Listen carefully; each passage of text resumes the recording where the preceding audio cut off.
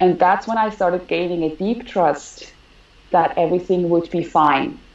So in one way, it's really good to have your picture in your head and where you want to go, but it's so important to stay flexible and always keep asking yourself, does this situation make me happy?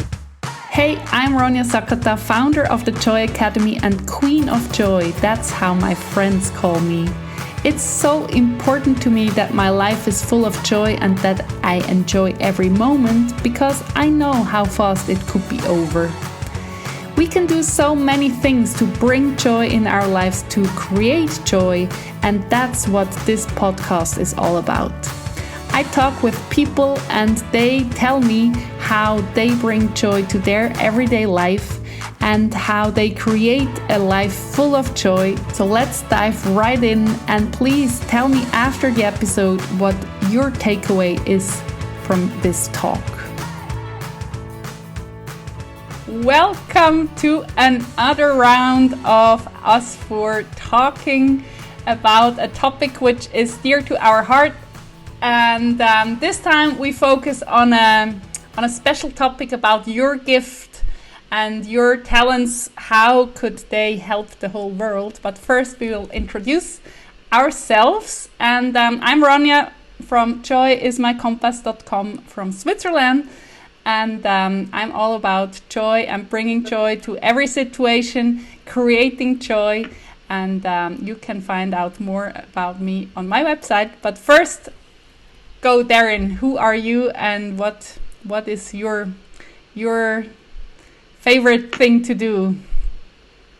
I'm Darren Barney from Grand Junction, Colorado. I own a small business, automotive repair shop, and a business development coach with Elite Worldwide. And I just really enjoy doing a lot of personal development stuff. There's a lot of good stuff out there and really enjoy it. So, glad to be here. Thank you, Ronja, again for arranging it and getting us all here.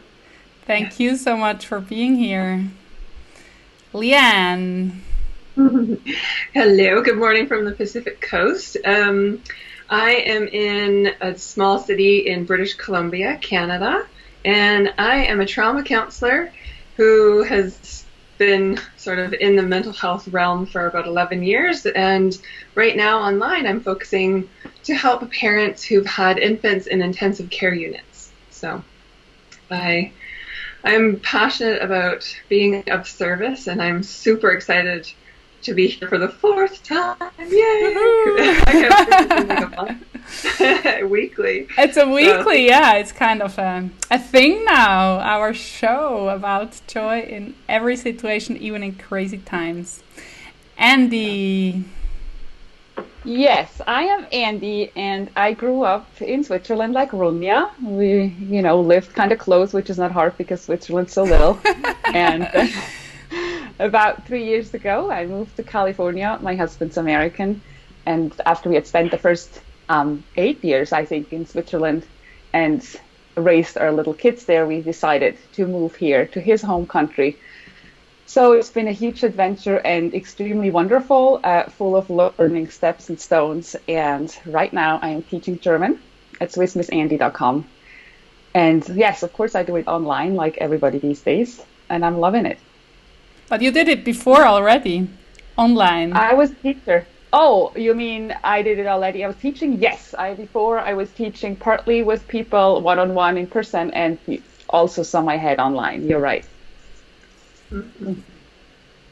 Yeah, and today's topic was Andy's suggestion, and that's why I love to pass the torch to you, that you can explain what we will talk about, and then we will continue as usual. Yes, it's actually kind of a personal subject for me because when I lived in Switzerland, as I mentioned before in other talks, I was an elementary school teacher and then I was a special ed teacher.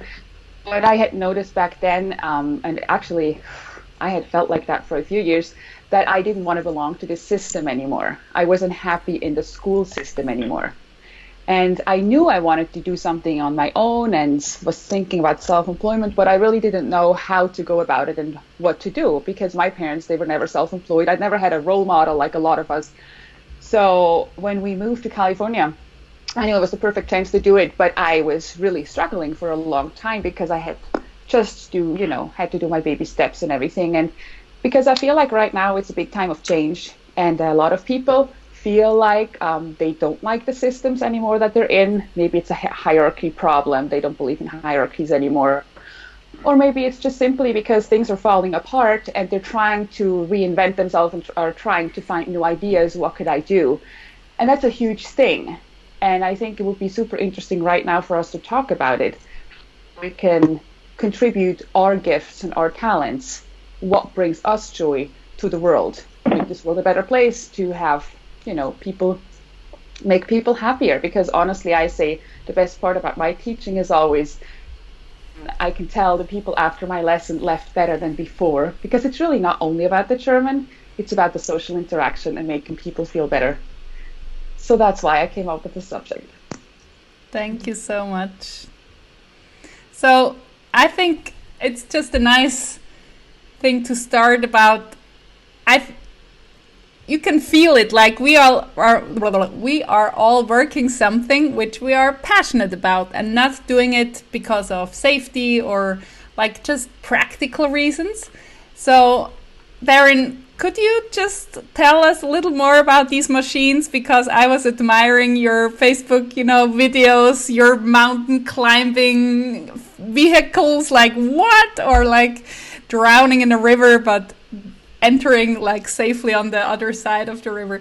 That's so fascinating. And you're a high performance coach, and like you are combining so many things together, and that's exactly what we are talking about. We don't have to choose. We can choose, but we can combine things together, and that's so cool. Well, Ronja, I think that we're only given one life, and we have to make the most of it. So it's up to us to take the bull by the horns, or whatever the phrase would be in Switzerland, right? But I mean, we're in charge of our destiny and what we make of our life.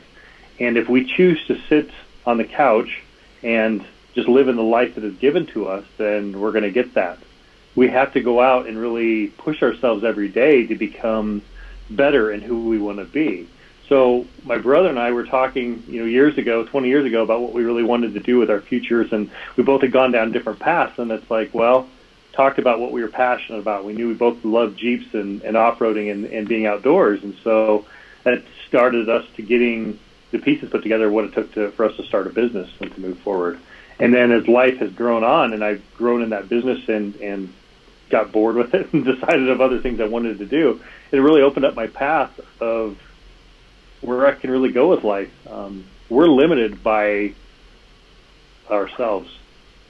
And it's so important that we really look toward the future. One of the best things that Stephen Covey in 7 Habits of Effective People talks about, starting with the end in mind.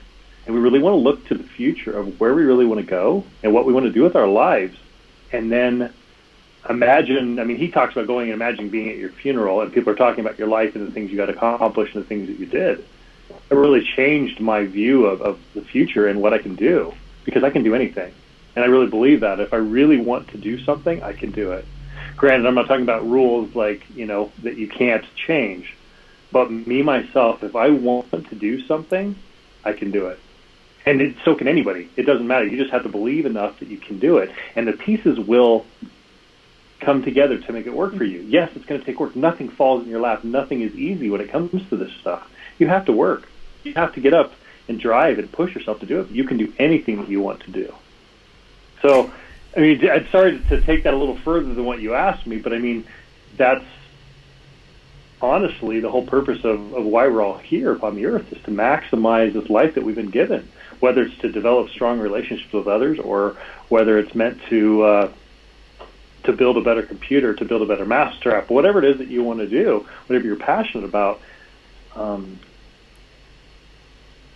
Make life enjoyable. Do the best you can to be happy. Does that make sense?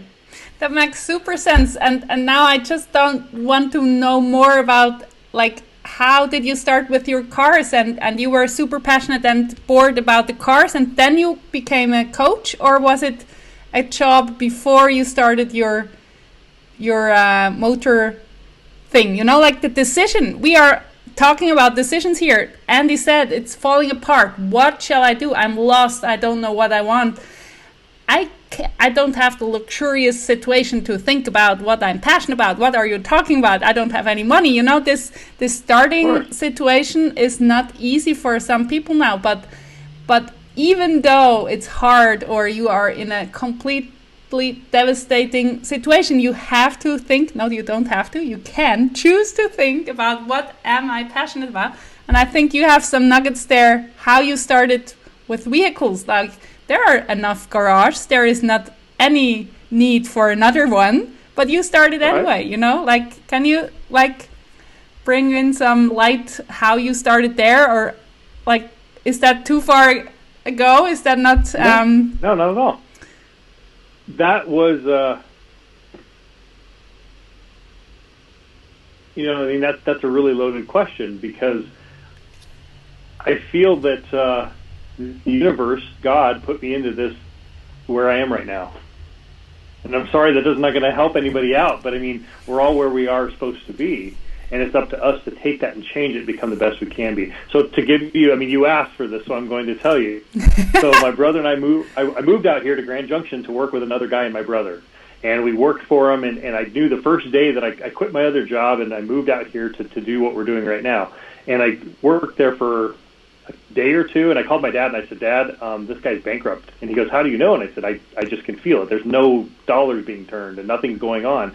And it's like, okay. My dad's like, well, are you sure? We talked it through anyway. 2 weeks later, the power was shut off.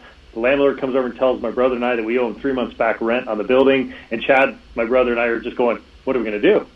You know, I moved here 4 hours away from my other house and moved here to Grand Junction to do this. And so we had to figure out, we had to sink or swim. And that's what happened is we decided that I'm not going to move back home and go with my tail between my legs and go back to my old job. We're going to figure this out. And Chad and I decided that we were going to start our own business. And so that's what we did. And we literally starved for years. For the first 2 years, it was really difficult. We didn't have any income. We barely made it by. And I had a wife at the time, and Chad didn't. But it was really a difficult time. But we really had to figure out all the pieces. And I reached out to so many people I knew that owned shops, and I used every resource I had to make it succeed and work. And as a result of doing that, my goodness, I mean, I learned so much, and that is what has given me a lot of the confidence to be able to go forward and do anything that I feel I want to do, because I've been there. I have been dirt poor. I have been there when my wife and I were eating ramen noodles on the couch because we had no food and no money. And I mean, I have been there dirt poor. I have been there. I've been there when they're taking your vehicle because you don't have money to pay it. I have been there. But I also fought out of that, and I have changed it. So when people tell me this crap about, I'm stuck in my situation, I can't get out of it, it's like, okay, I'm sorry to be blunt here, but you have to change that. You have to get up every day and continue to move forward. The government can bail you out, but I mean, my goodness, you've got to take control of what you're doing. I mean, I can say it because I've been there and I've done this. I've dug out, not only once, but twice. And so it's one of those things that it's up to you to take that choice and that decision of whether or not you're going to sink or swim in life. You can have anything that you want. I love it. You can. Yeah. Sorry, I didn't mean to get all wound up there, guys. No, that's so cool. That's exactly like that's so bad. Your experience is talking directly to the people who are now thinking, "Oh wow, okay, he didn't earn inherited his imperium, or what do you say that his you had to fight for your situation now, so you are the right guy to give this advice." Leanne, I'm sure you have lots of examples too. And then afterwards, Andy, you're the lead of this talk, okay? I will stop doing the moderation. I love it. Keep going. Okay. So Leanne, keep going. How can we choose the joyful path and the things with our gift, even though it's like, no, I can't. I have to do this job, and I'm so busy, so I can't think about my gift. So, what do you say about that? I could say a lot about that because I have all been over hurdles and under rocks and everything through life. You know, it's for me, being able to figure out what brings me joy is a constant journey, and it changes because we change and situations change. So, you know, it comes down to allowing yourself to keep going with whatever is in your life, whatever is routine right now. It's okay, and giving yourself permission to keep on that track, but keep your eyes and ears open. Keep your heart open, right? Because then, even if you're working, well, right now you wouldn't be in a clothing store, but say you're working at Walmart and you don't want to do that anymore. Well, if you keep working there and you keep your eyes and ears open, maybe someone who you talk to excites you about a job or something that they have in their life, and you're like, oh my gosh, like that would be so cool. And so you go home, you go on the internet and you research it, and you're like, wow, maybe I could start doing this. And even though, so I have a teacher, his name is Bo Eason. He's a really neat ex-NFL football player, and his book is There's No Plan B for Your A Game, but he talks about how your plan B can actually pay to start your plan A. So it's okay to have a plan B and a plan C that you might be living when you have plan A in your sights, right? Like, it's really empowering to know that where I am right now is part of what's going to make what's coming next better. But while you are in your plan B, you can give everything. So it's like your A game in your plan B. So your plan B will turn out as your plan A, or it will transfer to the plan A. Like, that's what I love about Bo and about this mindset. Like, give everything. Don't show up half-assed or like, I don't like this job. That's not going to bring you anywhere. But like, I love that. And I love Bo Eason. Exactly. So, as an example from my life, I have been an archaeologist. So I was an archaeologist for 8 years, and I was over in France, and I was in the States doing work, and way up in northern Canada, and places that people wouldn't even know exist. You know, you drive 4 hours on an ice road, you get to camp, and they'd fly you in another hour and a half. So these really remote places, and it was some of the best times of my life. I was so physically fit. I had great friends around me. We were just adventurous. And I was on the top of a mountain, like literally. There was this big hill. It's called Pink Mountain in British Columbia. You can look it up.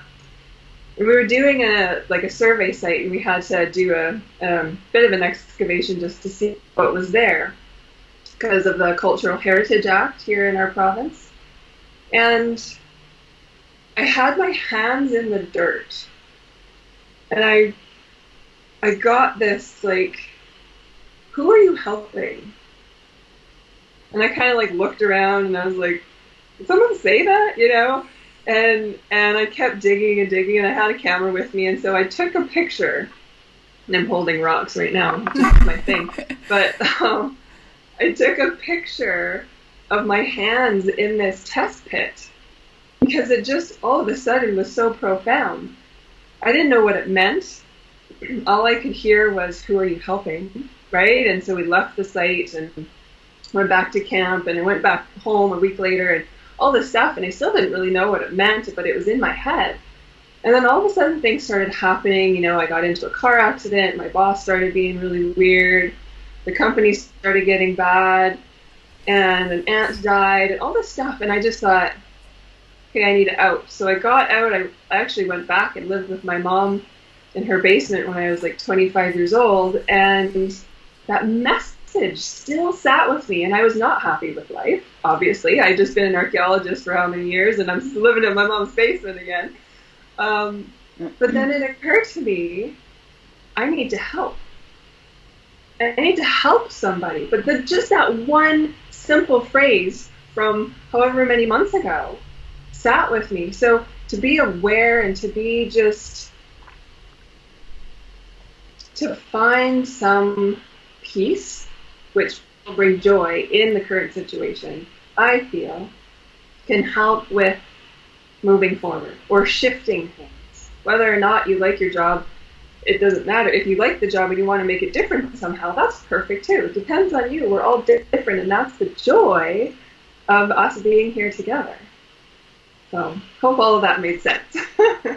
I like the different variations. Like Darren had, like, this guy is going bankrupt. What do we do? That's a different message than from like a message from wherever.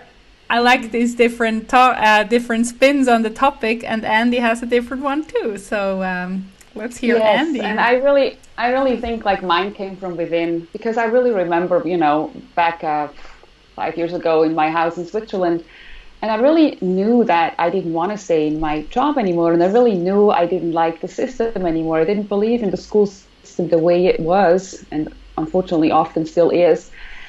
But I had this image in my mind, and one night I just saw myself how I was just dearly holding on for the shore, and the ship was trying to take me away overseas into the unknown sea. But I was really holding on. I was grabbing onto the shore because I was so afraid of the unknown. Because we grow up, with beliefs about ourselves, with belief system from our parents.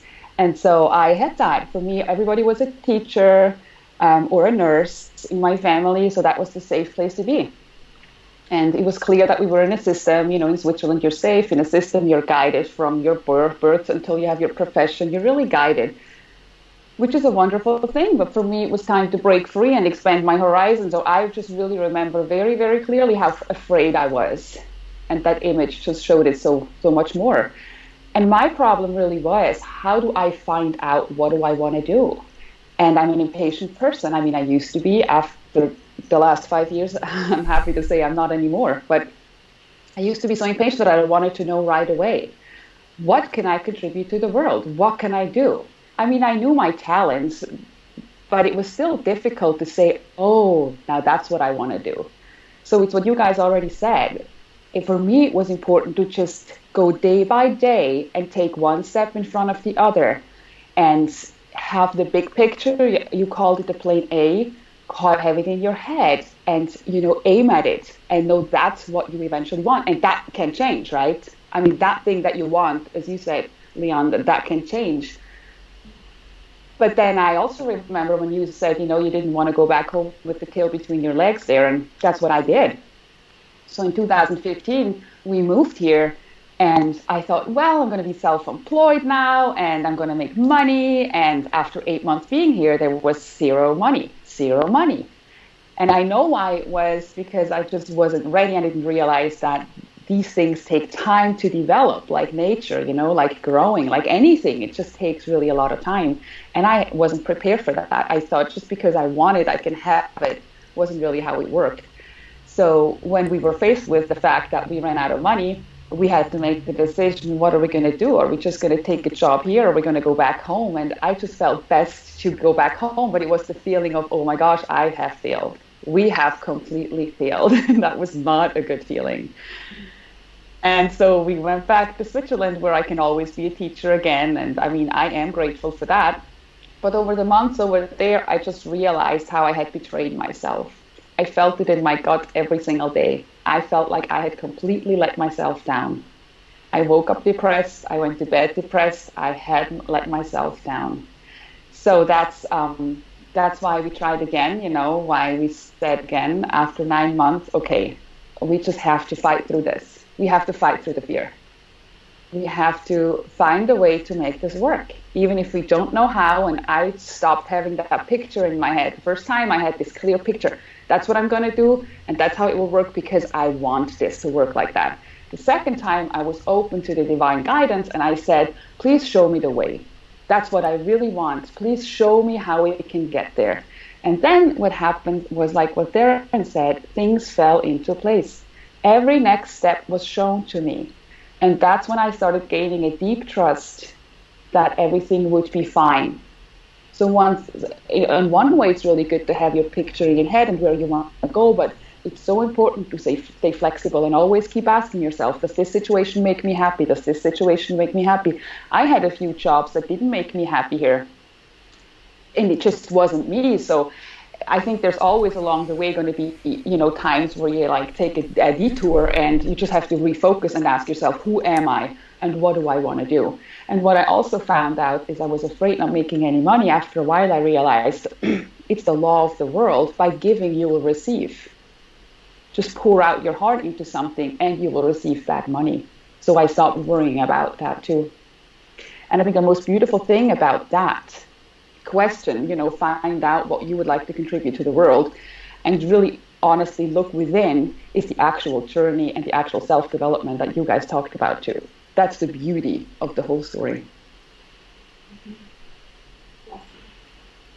For me, it was the same without the big step, I think, but just going to Japan, I knew I want to go to Japan. There I met my husband. He hadn't had like an education or a job for Switzerland, but he said, I'll come to Switzerland. I was like, are you sure? Like, yeah.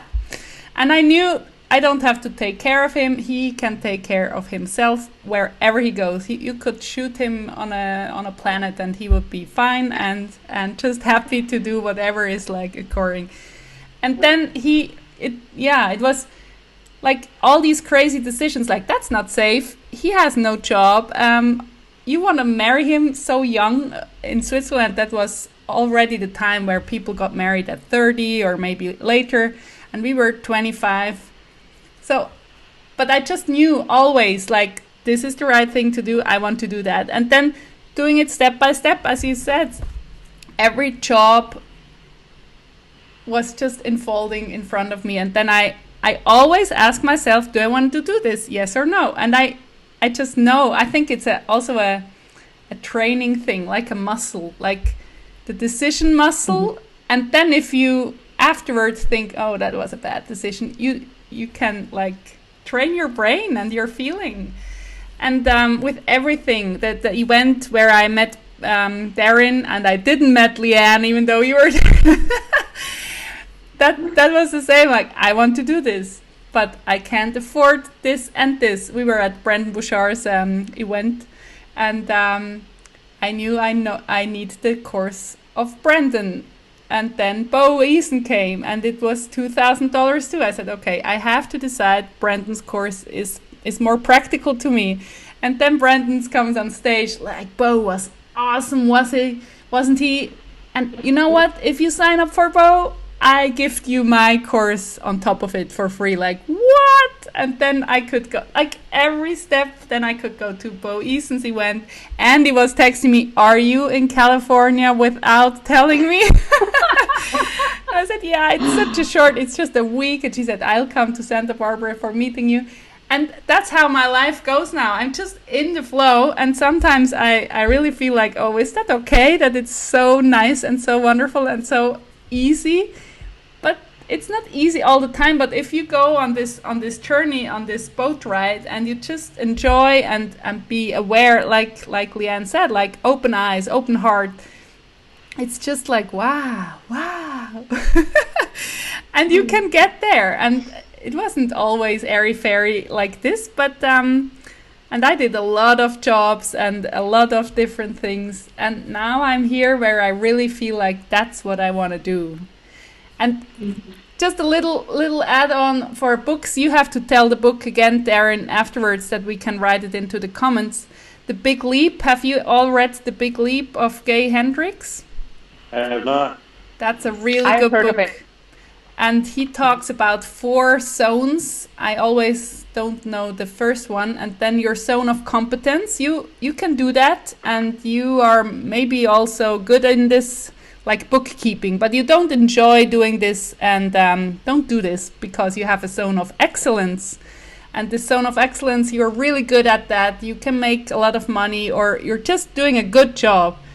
But there is a zone of genius waiting for you. And the zone of genius is like, I'm not working. Is that even fair that I earn money with that? And that's where you want to go. And this book is so brilliant and so nice to read. So that's a big recommendation. And you don't have to start in the zone of genius, but work your way there. And then all of a sudden, everything is like clicking and like, wow, okay. I would be really interested to hear from all of you, because everybody we all said that, everybody who takes on this journey to say, I am not happy where I am, or things are not working out for me anymore, and I know where I want to go, or I don't know where I want to go, but I know I want to go somewhere else. Once you start undertaking the journey, you're going to come across big obstacles. And I'm really interested in hearing what kind of input you would have for these people, because I remember one time at my lowest point, and I'm always a woman who looks for signs and help outside when I can tell I can't deal with the situation on my own, was that they showed these documentaries about how men went on the moon. And I watched it with my husband, and we were really intrigued by it. We were loving it. We were obsessed by it. We watched several documents. And in one show, they showed how actually on the way back, they ran out of oxygen. And Houston had to really quickly help figure them out what they could do up there to get enough oxygen or fix what was broken to make it back to Earth. And that was for me just, I will never forget, because I told myself, Andy, when man can figure out how to get more oxygen so they will survive the trip back from the moon to Earth, you can figure out how to make enough money to feed your family. And it was just so big for me. So I'm really interested in hearing what, I know you all had these moments where you felt like giving up, and I think that's the moment where we need support, or where we're going to think back and remember stories. I remember somebody told me that, now I'm in a difficult place, and that will make them feel better and keep going, because that is the clue, and we're all going to agree on that. We have to keep going. We can't give up, right? Yeah, I've had a few of those. The moment that comes up the most is a year and a half ago when my husband and I decided to move from the city. We had sold the house, and it was the day before we were supposed to be out. And Sky at the time was just 3.5, so you can imagine moving and all that kind of stuff with a 3.5-year-old. And we were actually moving into our camping trailer. So we were packing the trailer, packing the truck, packing the extra car, and putting everything else in storage. And the day before we were moving was kind of crunch day. Got to pack everything else, right? And this was a big decision for us. It was a life changer. We really didn't know. We didn't know where we were moving to. We didn't know if we were going to have to live in our trailer for the next year or two or whatever. We didn't know what kind of schooling we'd find for Sky. We'd have all of these questions, jobs, everything. You know, we were lucky to have a little bit of security with my husband's online work at the time, so that was kind of a little bit of a buffer, but everything else. And so the day before, things started hitting the fan. Scott's mom had a bit of an issue with her health, so he had to figure out her. Scott's grandma at the time was, I think, 96, and she needed to get into care. I had a client who messaged me telling me, goodbye, I'm on a bridge, I will never see you again. So I had like all of these things. So Scott dealt with his family, and I ran downtown because my guy sort of had a bit of a pattern. And luckily I found him, and he's safe to this day. He's still safe, he's okay. But all of these obstacles happened. And I got home, and Scott had put out fires, I had put out fires, and he looked at me, and he's like, the universe is testing us again. I was like, yep, sure is, you know. And I think for us, the big thing was having each other, you know, and not all of us are lucky to have somebody else who can stay on the same track at the same time. And knowing myself personally, it was knowing that what I'd already put into play to make my life different needed to be a priority, needed to be a focus. So connecting with that inner self, that wise inner self, to keep me going, even though I didn't know what was going to be happening, was a big help her. Even when I was downtown on that bridge trying to figure things out, I still knew that I'd be leaving the next day. That was not going to change. And this client who probably didn't want me to go, I know now that he didn't want me to go. He was doing, what he needed in the moment to try and figure out his own emotions. And I stuck to it. I said, I'm still going tomorrow. It's not that I'll never be back. I don't even know how far down the highway I'm going. I just go an hour and see you the next day. It's just the uncertainty for some people really freaks you out. And that is, why a lot of the time I coach people to sort of stay in there if they can, if it's safe, if it's doable. Stay in the structure, but then open up everything else. Does that make sense? Mm-hmm. Mm-hmm. Yeah, Does that answer your question? Yes, you can. It answered my question because at the moment where you had, difficulties were thrown at you, obstacles, you could have said, okay, I'm going to stay here. People need us here. Or you could have said, no, my stomach feeling tells me it's time for us to go. So your strategy was that you look inside and you go back to your own feeling and you do what is right for you. Yeah. Yeah. And that moment-to-moment thing, even though I might be planning for a few steps ahead in the future, being present in the moment is huge too, because there's always a teaching for the future. There's always something you can carry with you. So, yeah, thank you. I mean, I think that for me, doing every morning, I get up at 4:30. And it's just something that I programmed myself to do 3 or 4 years ago. And I have a certain routine that I do every day. And granted, I take Saturdays and Sundays off, and it's really difficult because my body still wakes me up at 4:30, but I make that decision to either get up and do something or go back and sleep for a little bit. But Monday through Friday, every day I get up at 4:30, and I have a journal that I've been doing, and I do, and today was I had to look at 1,067.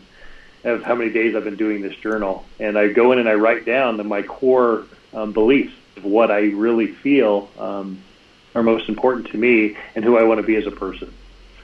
And so that dedication, though, when the storms of life come, which happen to everybody, it doesn't matter who you are, you can lose a loved one, you can have a business deal fall through, you can lose a client. There's so many different things that happen. When I have that every morning, knowing that I'm still going to focus on being the best husband that I can be, being the best friend that I can be, all these different things that I focus on, helps me to pull through and look for something to focus on that day to get through those hard times, because everybody's going to have them. That's what God put us here upon the earth or the universe, whatever. We have to grow and experience life. And nobody's life is perfect. I don't care who it is. They can tell you anything, but everybody has struggles and challenges as part of what makes us all unique and special. And so that daily list for me personally has really changed my life, because it gives me stuff to focus on every day. Every morning as I get up, I know that this is what I'm going to do, and this is my thing.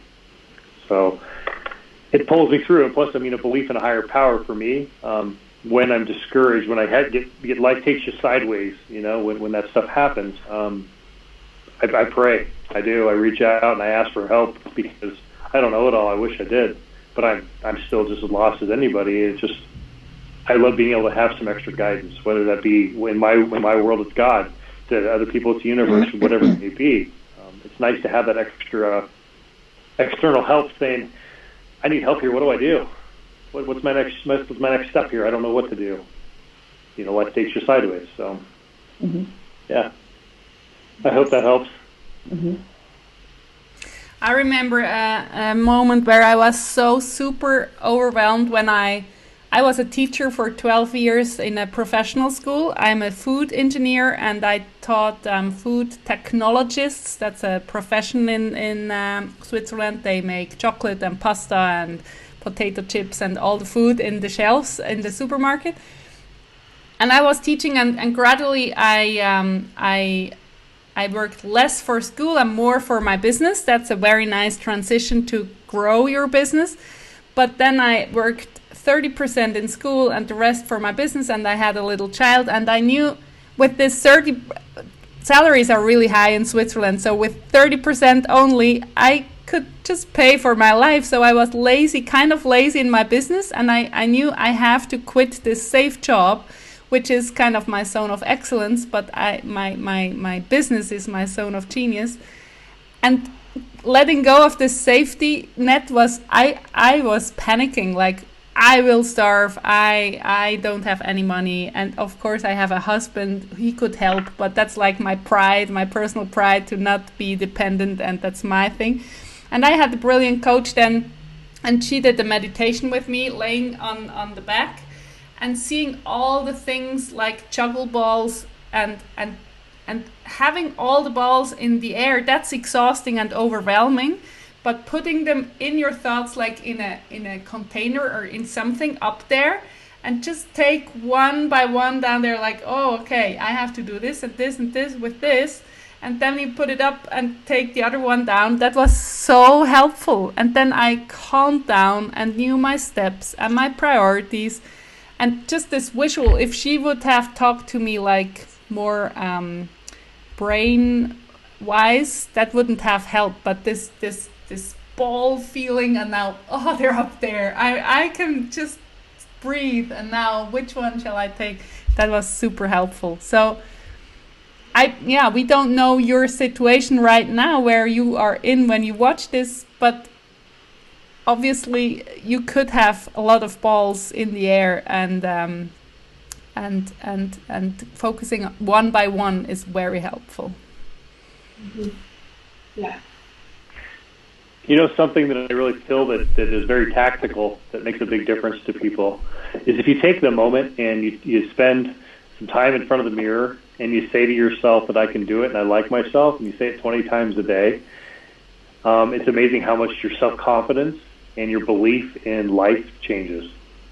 And I know, I'm a testosterone guy. That's what I do, is I fix vehicles and I work on Jeeps, and, we go out and ride dirt bikes, we do all this stuff, but it will change your life if you just take a few minutes to look yourself in the eye, in the mirror, in the morning or at night. And I work with this with my daughter a lot, and it's like you just look yourself in the eye and you just say, I like myself and I can do it. And you just repeat it, and you do it 20 times. And you'll be amazed at how much better you feel and how much more confidence you have when it comes to dealing with the world. Because you're telling yourself that it's okay, you're okay. Because life is constantly beating us down. Regardless of what it is. We're always having struggles and trials, and sometimes you just need to be reminded that it's okay. We're going to make it through this. It's okay. Yeah, it really teaches you a lot about believing in yourself, this journey. And I remember, I don't know if you ever saw The Never-Ending Story. Who of you saw it? Okay. And really early on, I realized that's the story. That is the story that I'm going to start right now, because I remember that the end, where everything falls apart, and he's holding that little sandcorn in his hand. It's after he had to take up all his courage and believe in himself, right? He had to believe in himself that he could do it, that he was the one who could change things around. So that's the self-confidence that you're talking about when you talk to yourself in the mirror. And then everything is destroyed, and a lot of people right now feel everything is destroyed. And you need to be able to believe enough in yourself that with that little sandcorn, you can build a whole new world, but you can build it the way you want it. With what you believe in, with what you love, what brings you joy. Mm-hmm. And I think for people sometimes it is hard, like, to find out what they want to contribute. So I don't know if you have any tips on that. Like, what if people are out there and say, yeah, that sounds all wonderful, but how do I find out what I want to do? Like, where do I start? I really love Stephen Covey's advice, where it says that you imagine your funeral and you think about the very end and what your life was like, and how would you want your funeral to be? Because what that forces you to do is that you think about, if you were to die and you were looking back on your life, what were the highlights of your life? And what I like to do go ahead. I don't like funerals. I was attending too many funerals. So I like to do with my clients, like, imagine you being 100-year-old or whatever age you want to choose. I told that a friend in Santa Barbara actually, and she was like, "Are you crazy?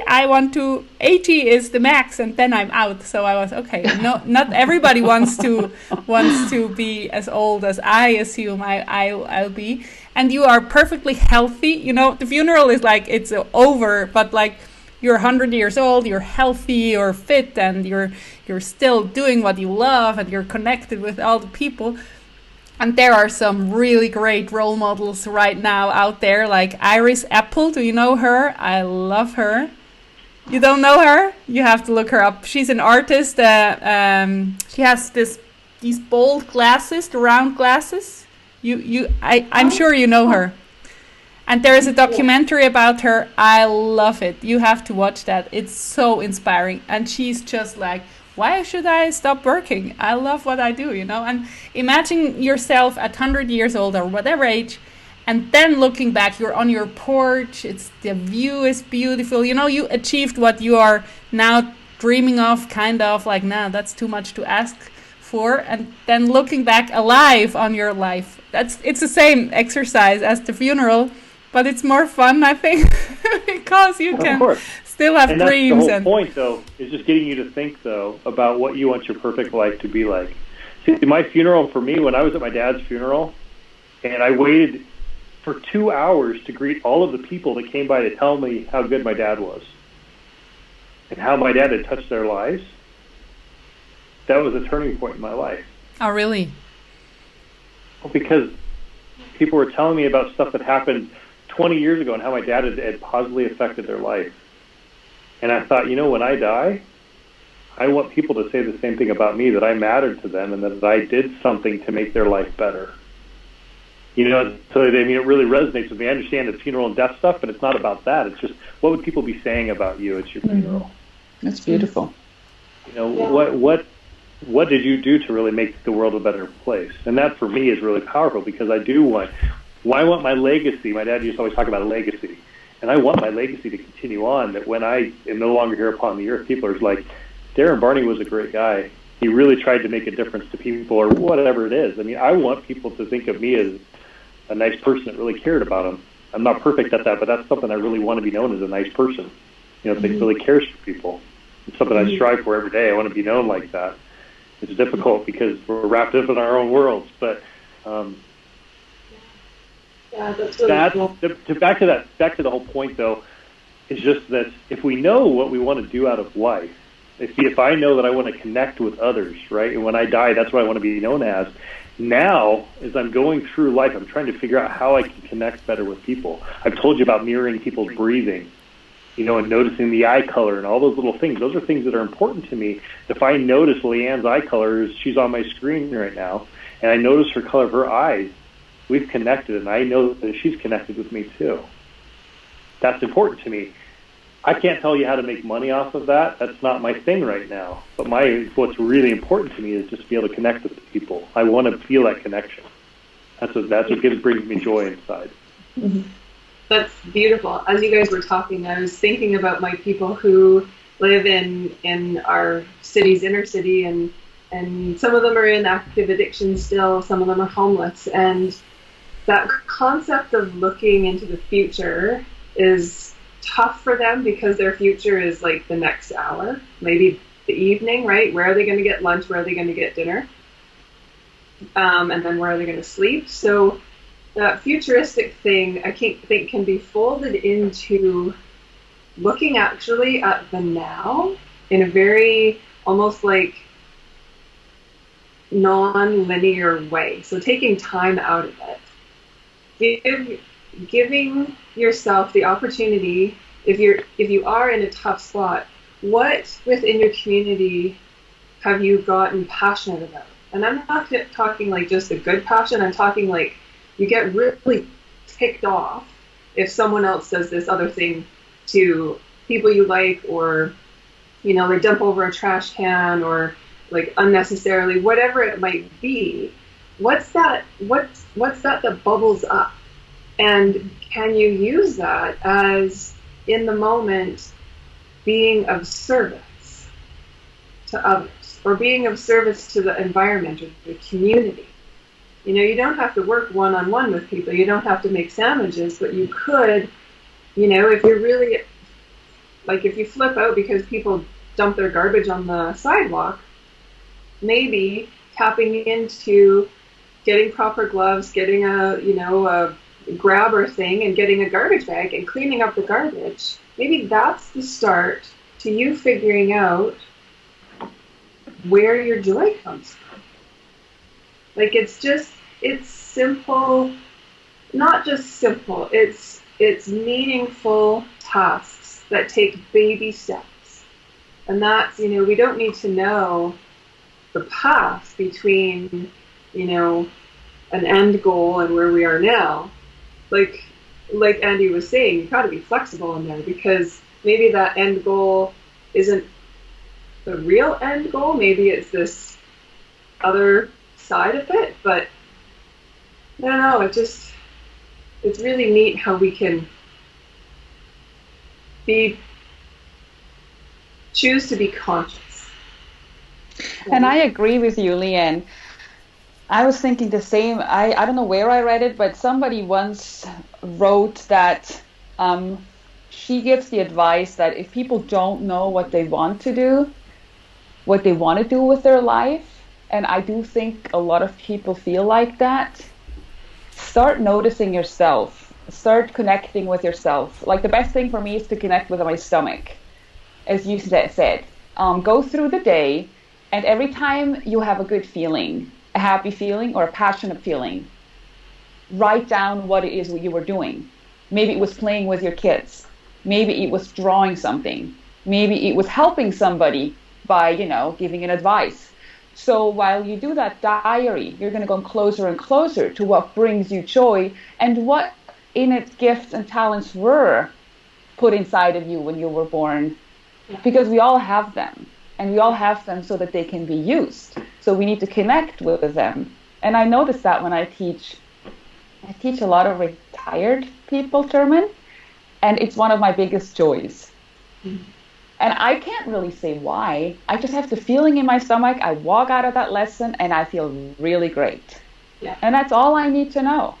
Yeah, exactly. I've done a lot of sessions with like goal setting and values and people wanting to make big transitions in their lives or having a big transition forced on them, and then they need some extra support. And like I can do all those worksheets, I can guide them to the websites. And the biggest thing that I try to like get them to understand is not only following the ideas and the thoughts and the goals, that path, but following the feeling. If you're given two choices and you have a really great job in a spa or you have a really great job at, I don't know, where else could you work privately, right? Which, when you really think about it, if you put yourself into those positions, or even if it's like cleaning garbage in your neighborhood or cleaning garbage in somebody else's neighborhood, which one has the feeling that you want to follow the most, the feeling that you want in your body the most? Go with that one. Right? I love, Andy, thank you. Triggered as soon as you said the feelings. I was like, yeah. But for me, That's awesome. It's like the big vision, like this funeral or 100 years old visioning. It's like dream big and don't dream just like, yeah, I got the house and the dog and the and then I die. Like, no, come on, dream big, please. Everything is possible, as Darren said, but maybe you don't want this, Don't go for a yacht or for a big house because you want to, like, keep up with the Johnsons or whatever. Like, what's what you want? And that's the big vision. That's my vision board and my vision board. But I grew up in this house, my parents bought it and it was a ruin? No, not a ruin. It was just broken house and everybody like, are you crazy? This is a big house and you will go broke with this big project. And now it's beautiful. They worked for 40 years, like 3 families, and we were helping, all the dirty work we did ourselves, and then we had the pros for painting and things like. And it's just the most beautiful house. And I want to build my house into the barn, but that's a $3 million project. So yeah, not yet, but I will do this because I love this house. When I enter this barn, I'm like, oh, this is my house. And it looks like it's just a barn now. But this is my lighthouse in the future. And while I'm living in a quite tiny apartment, I love it. You know, I love where I am, but I know where I want to go. So this combination for me, that's my key of joy. I look what I want to do today. I want to be kind to everybody I meet. So I need enough energy to maintain my happiness for myself, so I can be generous with my kindness and my energy wherever I go. Even the grumpy people, I can be nice. That's like level 2, you know, like being nice to nice people is easy, but grumpy people are like more challenging. And then I had a good day today, even though I live in my tiny apartment and I'm not there where I want to go, but I enjoy my journey. So that's my combination. Like the lighthouse in the future, don't be shy to dream big if it's really your dream, and then enjoy your day wherever you are. Good. Mm-hmm. Very good. Thanks, you guys. This is awesome. Yeah, it's we could talk for hours and share our wisdom, and that's what I really like about. We could talk with anybody. Like watching, every person is so interesting, you know. Mm-hmm. I hope not people listening are like, oh, they're experts and something special. No, we're not, but we're figuring out life our ways, and that's right. And everybody is an expert in their own reality and life. So I think Darren's advice for talking nice things into the mirror, that's a really good tip. We should write into the comments again, like do that every day, because people are so mean to themselves. This negative self-talk is just cruel. Like you would never talk in this way to your friend or your neighbor. Yeah, not only mean, but I think also just maybe making ourselves smaller than what we are. We usually tend to look at others and think, oh, they're bigger, they're further, they do better, just subconsciously. And we have to just say that, lift ourselves up to the level of, I'm good. I'm good the way I am. I can do anything I want. We all have unique talents and abilities. Yes. All of us. You know, that's what the best part is. We can learn that from other people. We just need to make sure that we magnify our own gifts and talents so that we can share those with those who are around us. Mm-hmm. I love that. And I do want to offer, for people who watch this and feel like I would like a little extra support, or I want to keep on the subject and I would like to talk to somebody about it, I was thinking I would love to offer a program for 8 or 10 weeks, and we'll just figure it out as we go, that we could be a group where we keep talking about it and figure out what are the next steps. People who right now are feeling really lost, whether because they lost their job, or maybe there's people out there who feel like, hey, this could happen again anytime. I would like to have a second income. I would like to build something, or I've always wanted to change and now it's my time to change, but what's my next step going to be? After all we've talked about, and they still feel like I would like a little support.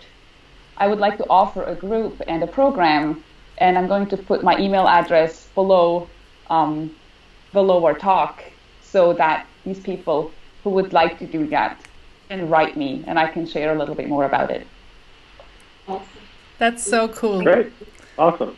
And you know, like you're in America and you fought your way through, and you know this stuff, and that's just the perfect. Like when we think like, why does this happen to me? I was bullied in primary school, and it was very bad, and I was not confident and not happy, and it was hard. But I needed to have this experience to understand people. And you, in your struggles in America and moving back to Switzerland, like, why is this happening? For God's sake, like, come on. Yeah, but now you can help people. Like, you know what you're talking about. And you're not just like, yeah, you better do it this or that way. You know, that's not that's not authentic. And that's what I love about the hard times are teaching us so much, and we can work with it afterwards. And we don't know yet where and when, but we sure will. Yeah. I just want to read you a comment from Miss Holly. She says, "Thank you for all of the great tips. I appreciate all of your stories. I love the one of treating yourself. We would be our best friend." Sorry, maybe we would be our best friend. Yeah, cool. So yeah, she's appreciated it. So thank you. Great. And Darren, with the book Stephen Covey, which title was the one you mentioned? The 7 Habits of Highly Effective People. Okay. I'll put that in there. Oh. And I think it's like I say, I have a lighthouse in the future and I enjoy every day. I think everything what you say, Darren, is so disciplined, like 4:30 every morning. Maybe some people are intimidated, like, wow, I could never do that. So like, yeah, Andy is one of them. Did you see her eyes when you were talking about that? Like, whoa. But like, I like this, like, push yourself every day, but be gentle too. Like this combination again, like be nice to yourself. You have this practice of telling you in the mirror nice things, but you are also very disciplined. Like you have to find your own balance, how you want to do things, and not every day has to be perfect, and not like we're on our way. And that's what I love about Bo Eason. He says, have your plan. And of course you will fail. Of course you will be off course. But then you just correct and go for it again. Like that's what you did too with going back to Switzerland, and then you're on course again. So let's stay focused on our dreams and enjoy today, and be kind to yourself and to others. That's all it is about. Thank you all so much. That was amazing. I really appreciated it. Are we doing this again? Yep, I'm good. I'm good. Yeah, I'm game too. Yeah. It's so amazing. And we met like 4 weeks ago, the 4 of us. That's so cool. Or what is it now, 5 weeks? No, I don't remember the starting point. Thank you so much, everybody, for watching. And we'll be back with a new topic. And if you have any wishes for topic or suggestions, please tell us in the comments too. If you liked this episode, I look forward to a review from you, and it would be so nice to hear from you what you liked best and what is your takeaway, and maybe it sparked some idea. You really are surprised to have this idea now, and you can go and create joy for your life. And please tell me about it. I would love to hear from you. My contact details, you will find them in the show notes. Have a wonderful day!